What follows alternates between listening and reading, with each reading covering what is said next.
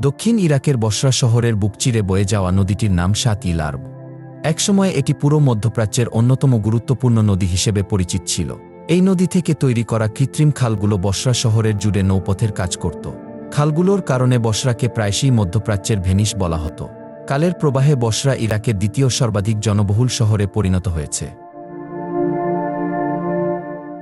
বর্তমানে শহরের জনসংখ্যা 40 লাখের বেশি। বসরার উপকণ্ঠে জ্বালানি তেলের একাধিক বিশাল খনি রয়েছে। তাছাড়া ইরাকের একমাত্র গভীর সমুদ্র বন্দরও এখানে অবস্থিত। সেজন্য বসরাকে ইরাকের বাণিজ্যিক রাজধানী বলা ভুল হবে না। পুরো ইরাকের মোট রাজস্বের 80% উৎপত্তি বসরা প্রদেশ থেকেই আসে। 2018 সালের গ্রীষ্মে বসরার ঐতিহ্যবাহী খালগুলোর অবস্থা ছিল খুবই দুঃখজনক। নোংরা আবর্জনা জমে খালগুলোর চেহারা কুৎসিত হয়ে উঠেছিল। ওই সময় পানিবাহিত নানা রোগে আক্রান্ত হয়ে হাসপাতালের ভর্তি হয়েছিলেন প্রায় 1 লাখ বসরার অধিবাসী।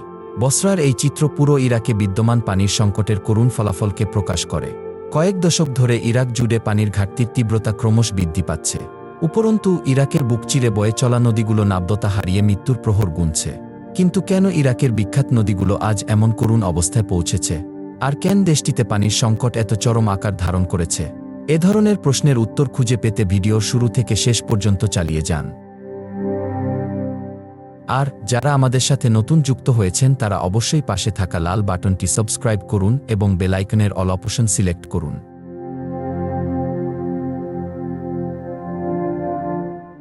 ইরাক জুড়ে চলমান পানি সংকটের মূল কারণ মূলত দুটি।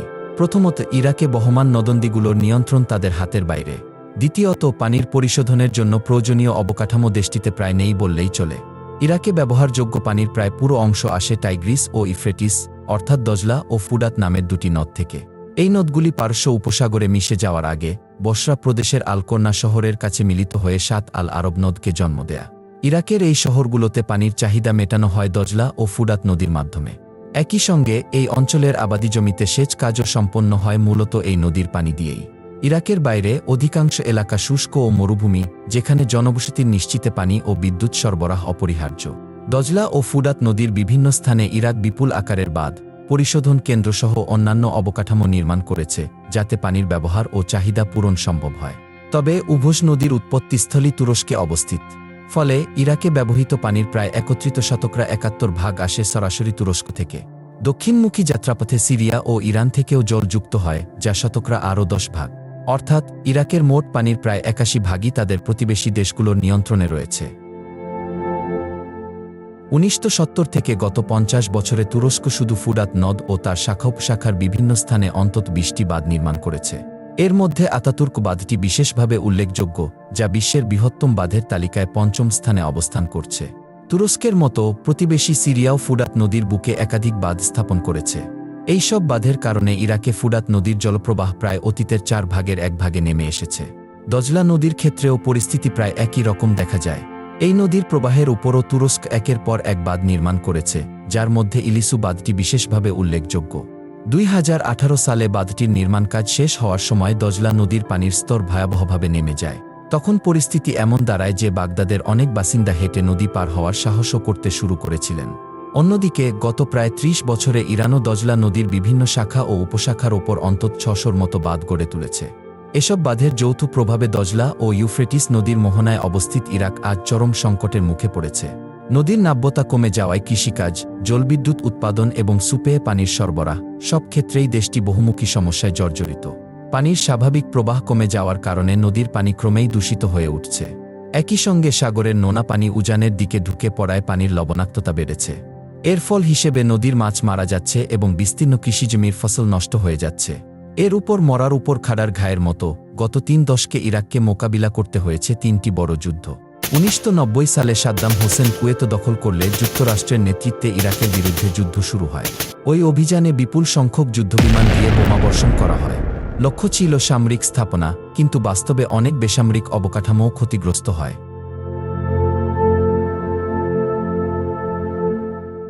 বোমা হামলায় দেশের 5টি জলবিদ্যুৎ বাঁধের মধ্যে 4টিই ধ্বংস হয়ে যায়।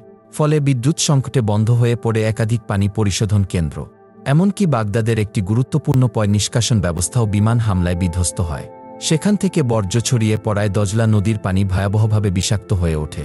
বিভিন্ন অনুসন্ধানী প্রতিবেদনের তথ্য অনুযায়ী 1990 সালের ওই যুদ্ধ ইরাককে অন্তত 200 বছর পিছিয়ে দিয়েছে। যুদ্ধ শেষ হওয়ার পর জাতিসংঘ ইরাকের উপর কঠোর নিষেধাজ্ঞা আরোপ করে। এর ফল হিসেবে দেশটিতে পানি পরিশোধনের জন্য প্রয়োজনীয় রাসায়নিক উপাদান এবং অবকাঠামো সংস্কারে ব্যবহৃত কংক্রিট আমদানি কার্যত বন্ধ হয়ে যায়। 1993 সালে সাদ্দাম হোসাইন নিজেই পরিস্থিতিকে আরও জটিল করে তোলেন। তিনি দক্ষিণের জলাভূমি অঞ্চলে বিদ্রোহ দমনের উদ্দেশ্যে ইরাকি সেনাবাহিনী দিয়ে সামরিক অভিযান শুরু করেন। সেই সঙ্গে বিদ্রোহপ্রবণ এলাকাগুলোতে পানির সরবরাহ বন্ধ করতে দজলা ও ফরাত নদীর নির্দিষ্ট অংশে বাঁধ নির্মাণের নির্দেশ দেন। এর ফলে নদী দুটির স্বাভাবিক গতিপথ বদলে যায়। কয়েক বছরের মধ্যেই একসময়ের বিস্তীর্ণ জলাভূমি পানির অভাবে শুষ্ক মরু এলাকায় রূপ নেয়। এতে হাজার হাজার স্থানীয় মানুষ প্রাণ হারান এবং প্রায় 1 লক্ষ মানুষ গৃহহীন হয়ে পড়েন। 21 শতকের শুরুর দিকেও ইরাকে আমাশে, কলেরা ও টাইফয়েডের মতো পানিবাহিত রোগে মৃত্যুহার স্বাভাবিকের তুলনায় অনেক বেশি ছিল।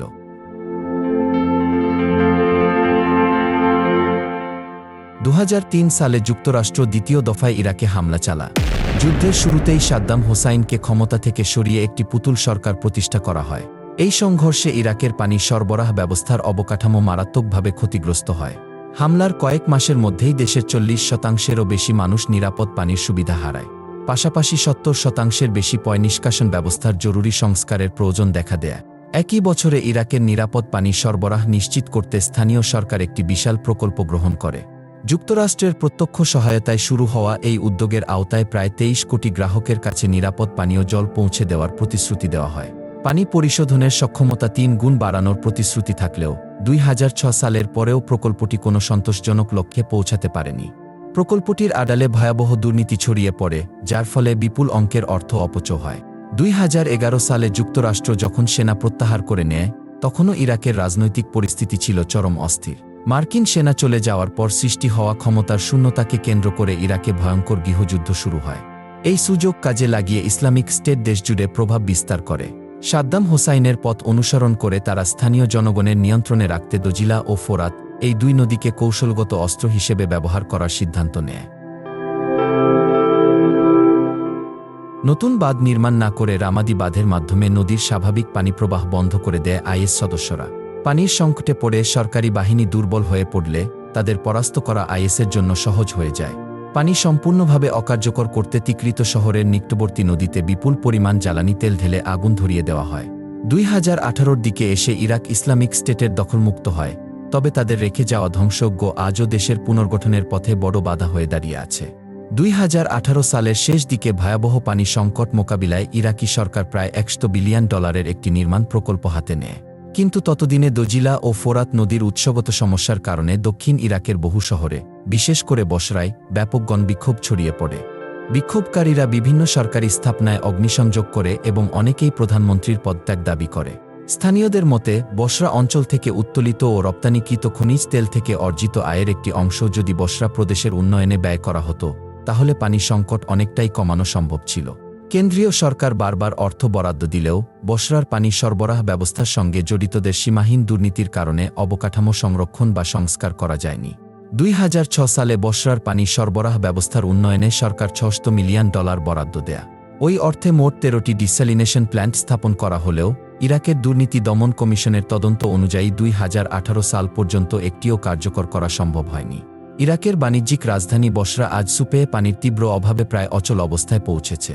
বিশেষজ্ঞদের আশঙ্কা, খুব দ্রুত এই সংকটের সমাধান না হলে এটি ইরাকের জন্য গত 1 দশকের যুদ্ধের চেয়েও বড় ক্ষতির কারণ হয়ে উঠতে পারে।